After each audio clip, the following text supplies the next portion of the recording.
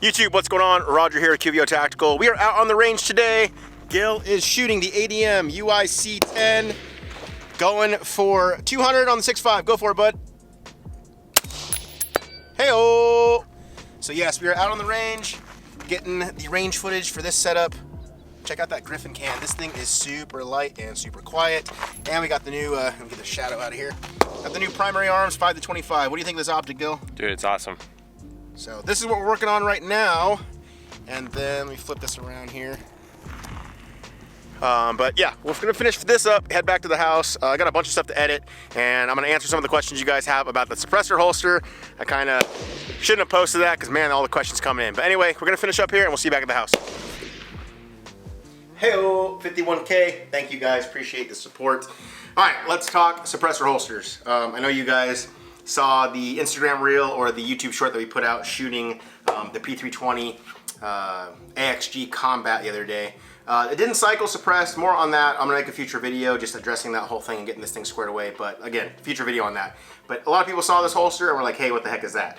So we are working on a secondary SD holster, and there's a lot of questions that came out once I posted this video. So with all these questions, I kind of want to talk about in today's vlog.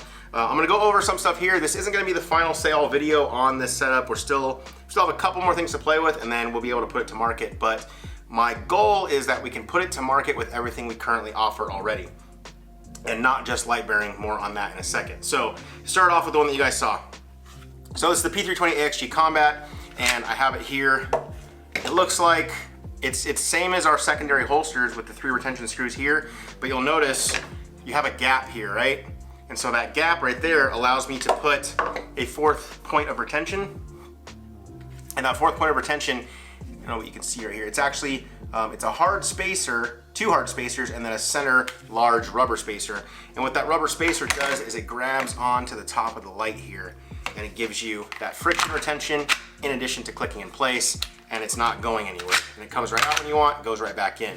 So now we're getting questions, is it going to be X300 Surefire specific? Is it going to be TLR1 specific? Yes and no, meaning that you can't just take this holster, put any other gun that's got a Surefire X300 like this staccato setup with the rugged. You can't take this one and go into this. See how it stops? And that's because the gap here isn't the same. It's much smaller than the gap that exists with the X300 and the P320. So the thing is, with our setups, it's going to be weapon and weapon light specific, or just weapon specific. And I'll get to that in a second here. So I don't want to make just a generic like holster for suppressors that runs off the X300 weapon light or the TLR1 weapon light, because from my experience, you always get like a decent fit, an okay fit. Like some guns fit better than others, or some gun setups I should say, and then some kind of just like fall out of place. Like let's see, here's the P320 Combat one, and then here is the staccato.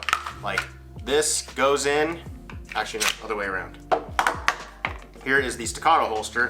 So Surefire X300 and staccato 2011, boom, goes into place, isn't going anywhere, comes out. Now if I take the P320 setup, you'll see it goes in, but my trigger guard is a little exposed right here because the length with the how small this trigger guard is on the 2011 is much shorter. But then in addition to that, you get a little bit of rocking motion here, and it's not an exact fit. And I want an exact fit because I want you guys to be able to run around the range, do all your fun, you know, cool guy stuff, and not worry about this thing falling out and, you know, damaging your gun, your suppressor, your optic, whatever. So I want it to fit more like that. Super positive click isn't coming out until you want it to, and goes back in. Additionally, I know you guys have been seeing me with the paddles. I'm rocking the paddles just because I'm putting on like my normal belt with my jeans. However, all of them will be compatible with Safariland QLS. So if you're rocking the QLS platform, you're good to go there.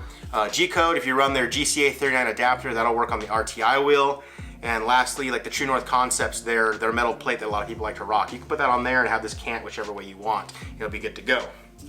But now going back to what I was saying, how I don't want to make just a generic weapon light suppressor holster. I want something, because some people don't want to run lights, like on my Zev OZ9 full size here. I like it just as is. So now we made a holster, and I'll bring in some B-roll of me drawing from 3 o'clock with the different holsters that I'm showing you guys here. But boom, comes right out. goes right back in. So you can draw with it, do what you need to do, and then you can go back into the holster and it's not going anywhere. Like that thing is in there, it's not gonna fall out, but when you want it to come out, it comes out. So a couple things with these guys. We're making them, the suppressors I'm using are the CGS Group Mod 9 and the Mod 9 SK, and then the Rugged Obsidian 9 from Rugged Suppressors. These suppressors are about 1.25 inches in diameter, so that's what we're using. And we're gonna have a lot of things on the website when we put this to market that are going over the specifics. So you'll see all that, like our website has agreements that you have to agree to before you can order because they're custom products.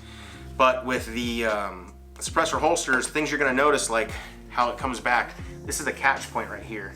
So you're gonna see wear and tear coming. I'll show you guys right here. This is from me drawing all day with it. If I can get this to focus up here, there we go. So you'll see a little wear and tear, just wipes off, just scratches off. It's just Kydex, guys. I mean, if your holster ever cracks, that stuff's covered under warranty. We give you guys a lifetime warranty, but it's going to have wear and tear. So it's something to be expected. And then you'll also notice here from the constant draws today, you'll see there's like shavings of the tan Kydex on my OZ9.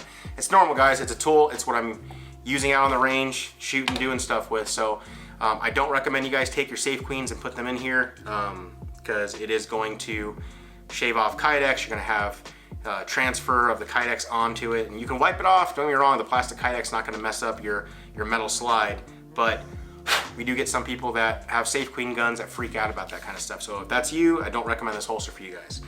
If you're somebody who wants to run your gun suppressed and you're running like night vision stuff and you don't want to run a weapon light, you just want to run the gun, or you don't, or you know, whatever it is, this would be the setup for you. And again, played with the design so much to where this thing doesn't rock forward, doesn't rock backward, and then when you want it, you have to draw like you mean it. Like it's a forceful draw. And then when you go back in, same thing. You'll bring it in, pop it, and you'll hear it physically pop into place. So it's obviously much easier on the waistband with your natural draw. And then the couple other things I want to talk about, you can, like we're gonna make it available because we know people want to do the crazy color combos. Your neon pinks with the tiger stripe modern, stuff like that. So this is regular 080 Kydex. You can get it with it. It's gonna click into place, it's gonna work, it's gonna retain, isn't gonna go anywhere, and you'll be fine. However, you'll notice here, listen to this click, right? That versus this one. Boom. To me, it's much louder on here. That's because this is 125. This is 0.125 inch Kydex, and this is also 125. Me personally, I recommend you get the 125. It's thicker Kydex, it's beefier. You're gonna have a much more tactile feel and louder audible click that you guys all want. That's just my recommendation. You don't have to. We will make it available in both options and with the fabric overlays. Additionally, I will make sure we have quick ship models. So that way, if you just want to get a black, you know, black 125 inch thick suppressor, secondary SD suppressor holster for your setup, you're gonna have that option available, so you can get it in 1 to 3 days, and then you can place a custom one and have it all done up with multicam black and coyote brown Kydex that you wait on for other setups. So you guys have been asking for a while. I've been playing with the idea for a while, so I did want to bring it to market. We've been playing a lot with night vision stuff now that it gets dark at like 4:30 in the afternoon here. So with that being said, I was bringing out more pistols that are suppressed, and I got tired of setting them down on tables and decided, okay, let's jump into this market. So that's what we're looking at, guys. I'm not going to say it's going to be available for everything we offer. That's the goal. But you know, it's changing the design of an existing holster, and some things are going to work, some things aren't going to work. So, and there's a bunch of questions, guys. Bear with me. More information's coming out as I have it for you guys. I'm putting it out to you guys right away. And what I mean by that, I literally made this holster 30 minutes ago, and you guys are already seeing it now. I made the final prototype, which is this, 30 minutes ago. So there's probably like 15, 20 of these in a box. From playing with different ideas, but we finally have got the one that is going to work the way that I want, the way it's intended.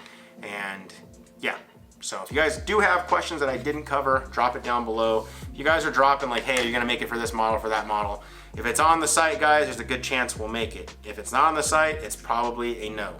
So please just ask questions that maybe I didn't cover, not stuff I'm already talking about. I am gonna end this video here because this one's kind of getting long with me just talking about this. Gil shot 800 yards 2 times. Was it 2 or 3? 2 times. And then 600, what, 3 times? 3 times. Nice. Gil has never shot long range other than the other time. He shot one before when we did that 16-inch build from New Frontier with the Ataball Hybrid 12 first focal plane. So how did it feel? 6.5 Creedmoor out to 800. Oh, like an American sniper.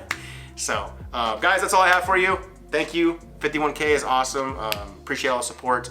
If you are new here, please consider subscribing to the channel. Give me a thumbs up down below if you like this video. Check out the Patreon link if you want to support our videos. Our Patreon squad's a huge reason why we keep making these videos. As always, guys, thank you. I'll see you in the next one.